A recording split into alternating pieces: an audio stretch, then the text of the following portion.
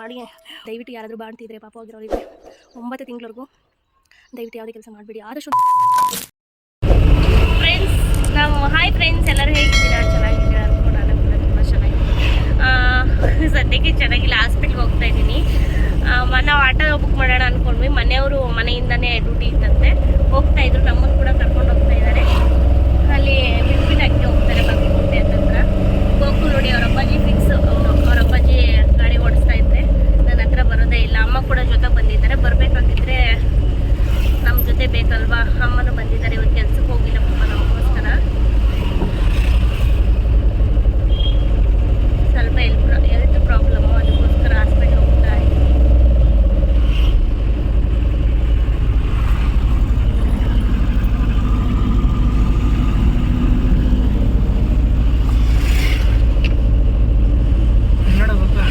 ಗೊಗ್ಗು hi ಮಾಡು ಜನಮ್ಮ.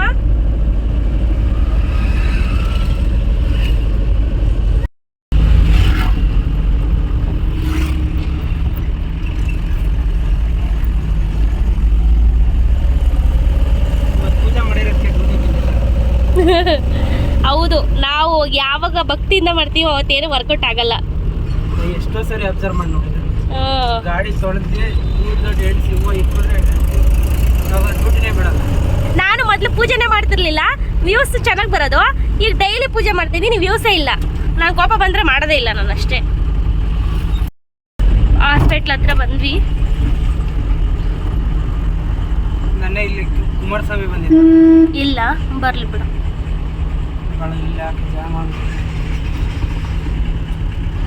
ಬಗಲ್ಗುಂಟೆಗೆ ಬಂದಿರೋದು ನಾವು ಹಾಸ್ಪಿಟ್ಲಿಗೆ. ಇವಾಗಿಂದ 6 ಗಂಟೆ ತನಕ ಕಾಯ್ಬೇಕು. ಬಾಗ್ಲಾಕೈತೆ ಹಾಸ್ಪಿಟ್ಲ್. ಬಾಯ್ ಗುರವ್ರೆ.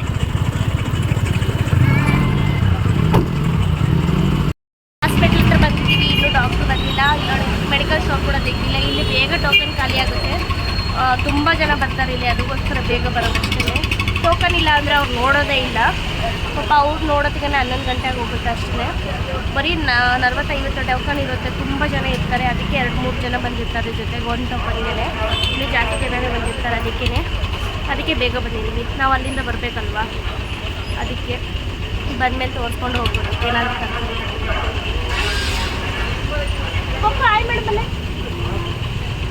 ಅವ್ನಿಗೇನು ಕೊಡಿಸಿಲ್ಲ ಇನ್ನೂ, ಅದಕ್ಕೆ ನೋಡ್ತಾ ಇದ್ದಾನೆ. ಎಲೆಕ್ಷನ್ ಅವಳಿ ನಡೀತಾ ಇದೆ, ಜನಗಳೆಲ್ಲ ಓಡಾಡ್ತಾ ಇದ್ದಾರೆ ಇಲ್ಲಿ, ಅದಕ್ಕೆ ಅವರು ನೋಡ್ತಾ ಇದ್ದಾರೆ. ಮಕ್ಕಳಿಗೆ ಅಶ್ವ ಅಂದಿದ್ದಕ್ಕೆ ಇಲ್ಲಿ ಹೋಟ್ಲ ಹತ್ರ ಇಡ್ಲಿ ತೊಗೊಳಕ್ಕೆ ಬಂದಿದ್ದೀವಿ. ಗೋಕು ಇಡ್ಲಿ ಬೇಕಾ? ಅಶ್ವಾಗೈತಾ ನಿನಗೆ? ಅಯ್ಯಮ್ಮ ನಿಜವಾಗ್ಲೂ?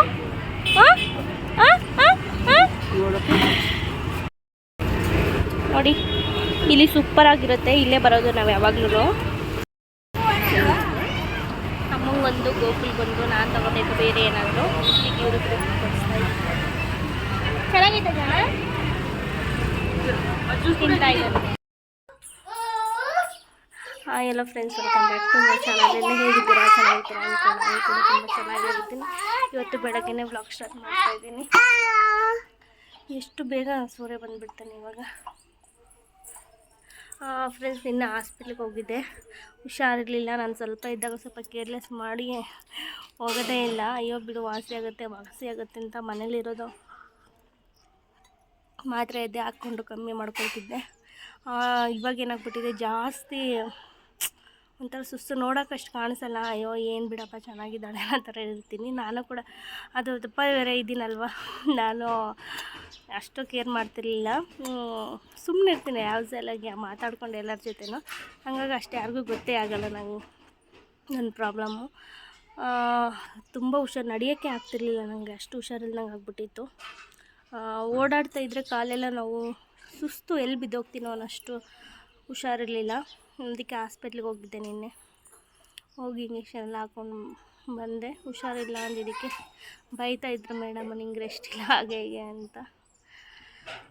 ನೋಡ್ಕೊಳ್ಳೋದಿದ್ರೆ ಪರವಾಗಿಲ್ಲ, ನೋಡ್ಕೊಳೋರು ಇಲ್ಲ ಅಂದರೆ ನಾವೇ ಮಾಡಲೇಬೇಕಲ್ವ. ಹಾಗಾಗಿ ದೇವರೇ ಇದ್ದಾನೆ ಅಂತ ಕೆಲಸ ಎಲ್ಲ ಮಾಡೋಕ್ಕೆ ಸ್ಟಾರ್ಟ್ ಮಾಡಿದೆ. ಇವಾಗ ಪೇಷಂಟಾಗಿ ಮನೇಲಿದ್ದೀನಿ. ಬಿಸಿನೀರು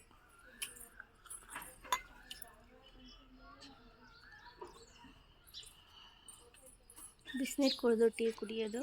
ಯಾಕಂತ ಸುಸ್ತಲ್ವಾ, ನೋಡೋಣ ಒಂದೆರಡು ದಿನ ಕುಡಿಯೋಣ ಅಂತ. ಹೆಂಗಾಗಿದೆ ಅಂದರೆ ಓಡಾಡ್ತಾ ಇದ್ದರೆ ಏನಾದರೂ ಒಂದು ಗಾಯ ಆಗಿರುತ್ತಲ್ವ, ಆ ಗಾಯದ ಮೇಲೆ ಏನಾದರೂ ಸ್ವಲ್ಪ ತಗಲಿದ್ರೆ ಹೆಂಗೆ ನೋವು ಹೋಗುತ್ತೋ ಆ ಥರ ನಡೆದಾಡಿದ್ರೆ ಅಷ್ಟು ನೋವು ಬರುತ್ತೆ ಕಾಲು. ಮತ್ತು ಸುಸ್ತು ಜಾಸ್ತಿ, ಎಲ್ಲಿ ಬಿದ್ದೋಗ್ತೀನಿ ಅಂತ ನನಗೆ ಅನಿಸಲ್ಲ. ಏನಾದರೂ ಮಾಡ್ತಾಯಿರ್ತೀನಿ, ಒಂಥರ ಮೈಂಡ್ ಇದಾಗ್ತಾ ಇರುತ್ತೆ. ಅದಕ್ಕೆ ಅವ್ರು ಹೇಳ್ತಿದ್ರು ನಿಮಗೆ ರೆಸ್ಟೇ ಇಲ್ಲ, ಅದಕ್ಕೆ ಹಿಂಗೆ ಆಗ್ತಿರೋದು ಅಂತ. ಈಗ ಗೊತ್ತಾಗ್ತಿದೆ. ಮೊದಲೆಲ್ಲ ಈಗ ಎಲ್ಲರೂ ಅದೇ ಹೇಳೋದು, ನಿಂಗೆ ಬಿಸಿ ರಕ್ತ ಅಂತ ಈಗ ಎದ್ದು ಕೆಲಸ ಮಾಡ್ತೀಯಾ, ಆಮೇಲೆ ಅನುಭವಿಸ್ತೀಯ ವಯಸ್ಸಾಗ್ತಾ ಅಂತ. ನೋಡೋಣ.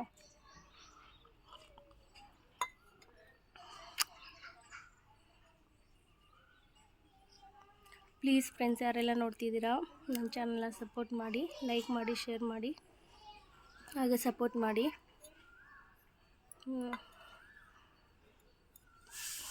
ಅಷ್ಟು ಬೇಗ ನಾನು ಬೇಜಾರು ಆಗಲ್ಲ, ಅಷ್ಟು ಬೇಗ ನಾನು ವೀಕ್ ಆಗಲ್ಲ. ಅಯ್ಯೋ ಬಿಡು ಅಂತ ಕೇರ್ಲೆಸ್ ಮಾಡ್ತಾಯಿರ್ತೀನಿ.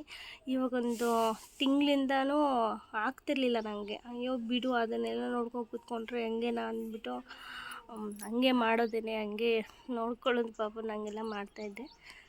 ಅದು ಇವಾಗ ಎತ್ತಾಕಿದೆ, ಜಾಸ್ತಿ ಹುಷಾರಲ್ದಂಗೆ ಆಗ್ಬಿಟ್ಟಿದೆ. ಮತ್ತು ಸ್ಟಿಚ್ಚಿಂಗ್ ಎಲ್ಲ ನೋವಾಗ್ಬಿಟ್ಟಿದೆ. ಏನು ಜನವರಿ ಒಂದು 18ನೇ ತಾರೀಕಿಗೇನೋ ನಾವು ಹಾಸ್ಪಿಟ್ಲಿಂದ ಹೋಗಿದ್ದು. ಅಲ್ಲಿಂದ 2 ದಿನಕ್ಕೆಲ್ಲ ವಾಪಸ್ ಬಂದ್ವಿ. 18-20ಕ್ಕೆಲ್ಲ ಜನವರಿ ಇದು ಮಾಡಿರೋದು. ಇನ್ನೇನು 3 ತಿಂಗಳಾಗಿದ್ದೇನೆ ಅಷ್ಟೇ ನಾನು ಹಾಸ್ಪಿಟ್ಲಿಂದ ಒಂದು 16 ದಿನಕ್ಕೆ ನಾನು ಸ್ಟಿಚಿಂಗ್ ಮಾಡಿ 16 ದಿನಕ್ಕೆ ನಾನು ಅಡುಗೆ ಗಿಡಿಗೆ ಎಲ್ಲ ಸ್ಟಾರ್ಟ್ ಮಾಡಿದ್ದೀನಿ. ಯಾವುದು ರೆಸ್ಟ್ ಮಾಡಲಾರ್ದೇ. ಗಂಗಮ್ಮನ ಮಾಡ್ತೀವಲ್ವ, ಎಲ್ಲರೂ ಮಾಡ್ತಾನೆ ಅನಿಸುತ್ತೆ, ನಾವು ಕೂಡ ಗಂಗಮ್ಮನ ಮಾಡಿದ ತಕ್ಷಣವೇ ಅಡುಗೆಗೆ ಸ್ಟಾರ್ಟ್ ಮಾಡಿದ್ದೀನಿ ನಾನು. ಅವಾಗಿಂದನೇ ಕೆಲಸ. ಹಾಗಾಗಿ ಈ ಥರ ಪೇಷಂಟ್ ಆಗಿದ್ದೀನಿ. ದಯವಿಟ್ಟು ಯಾರಾದರೂ ಬಾಣ್ತಿದ್ರೆ, ಪಾಪು ಆಗಿರೋರು ಇದ್ದರೆ 9 ತಿಂಗಳವರೆಗೂ ದಯವಿಟ್ಟು ಯಾವುದೇ ಕೆಲಸ ಮಾಡಬೇಡಿ. ಆದಷ್ಟು ಒಂದು ಮಿನಿಮಮ್ ಒಂದು 3 ತಿಂಗಳು 6 ತಿಂಗಳಾದರೂ ರೆಸ್ಟ್ ಮಾಡಲೇಬೇಕು. ಯಾಕಂದರೆ ನಾವು ಅನುಭವಿಸೋದೇ ಸಾಕು. ನಮ್ಮನೇಲಿ ಆಲ್ಮೋಸ್ಟ್ ನಿಜ ಹೇಳ್ಬೇಕಂದ್ರೆ ನೋಡ್ಕೊಳ್ಳೋರು ಯಾರಿಲ್ಲ. ಹಾಗಾಗಿ ನಾವು ಮಾಡಬೇಕು. ನೋಡ್ಕೊಳ್ಳೋರು ದಯವಿಟ್ಟು ರೆಸ್ಟ್ ತೊಗೊಳ್ಳಿ. ಆಮೇಲೆ ಮುಂದೆ ತುಂಬ ಅನುಭವಿಸ್ಬೇಕಾಗುತ್ತೆ. ಟೀ ಕುಡಿಬೇಕು. ಇಷ್ಟು ನಿಧಾನಕ್ಕೆ ನಾನು ಮಾತಾಡ್ದವಳೆ ಅಲ್ಲ, ಮಾತಾಡೋಕ್ಕೂ ನನ್ನ ಕೈಲಿಂದ ಆಗ್ತಾಯಿಲ್ಲ. ಅಡುಗೆ ಏನೂ ಮಾಡೋಕ್ಕೋಗಲ್ಲ, ಇದೆ ಅದನ್ನು ಅಡ್ಜಸ್ಟ್ ಮಾಡ್ಕೊಳ್ತೀವಿ.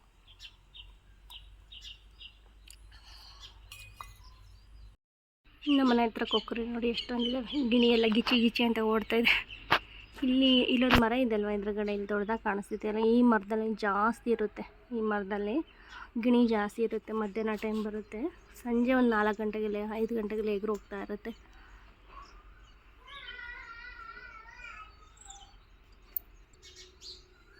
ಕೊಕ್ಕರೆ ಇನ್ನೊಂದು ಸಕ್ಕರೆ ಅನ್ನಂಗೆ ನೋಡಿ ಎಷ್ಟು ಚೆನ್ನಾಗಿ ಅಲ್ಲೆಲ್ಲ ಓಡಾಡ್ಕೊಂಡು ಮೇಯುತ್ತೆ. ಇಲ್ಲಿ ಕಾಳು ಕಡಿ ಇರುತ್ತಲ್ಲ, ಅಲ್ಲಿ ತಿಪ್ಪೆಯಲ್ಲಿ ಹಂಗಾಗಿ ಬರುತ್ತೆ ಪಾಪ, ಹೊಟ್ಟೆಪಾಡು.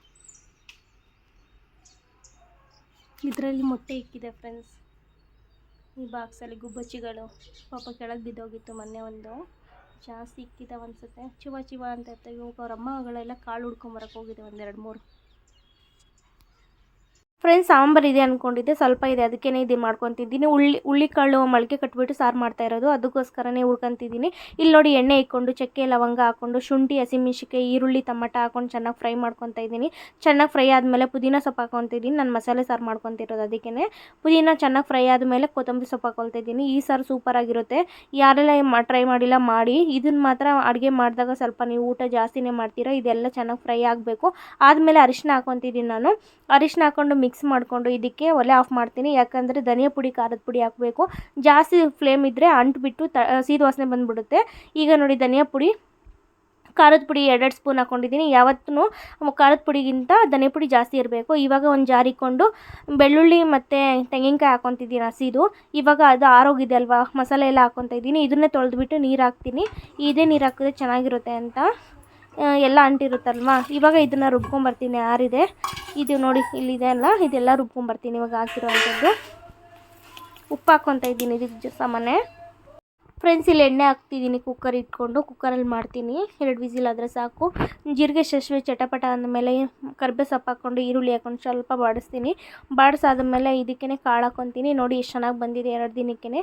ಕಾಳು ಹಾಕ್ಕೊಂಡು ಒಂದ್ಸರಿ ಮಿಕ್ಸ್ ಮಾಡ್ಕೊಳ್ತೀನಿ.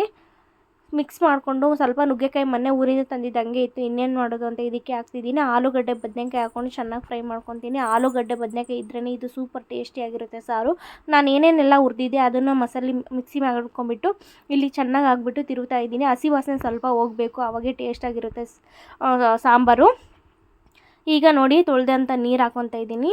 ಅದೇ ಮಿಕ್ಸಿಯಲ್ಲಿ ತೊಳೆದಿಕ್ಕಿರೋ ನೀರು ನಂಗೆ ಎಷ್ಟು ಬೇಕು ಅದನ್ನು ನೋಡಿಬಿಟ್ಟು ಹಾಕ್ಕೊತಾ ಇದ್ದೀನಿ ಅಷ್ಟೇ.